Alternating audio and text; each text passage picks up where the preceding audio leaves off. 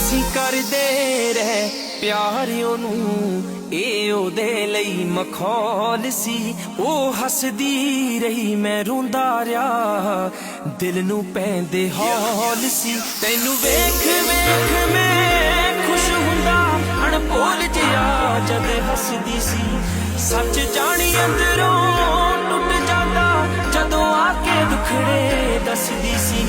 ਕੀ ਪਾਇਆ ਤੇ ਕੀ ਖੋਇਆ ਮੈਂ, ਹੋ ਗਈ ਇੱਕ ਕਲੋਲ ਸੀ। ਅਸੀਂ ਕਰਦੇ ਰਹਿ ਪਿਆਰ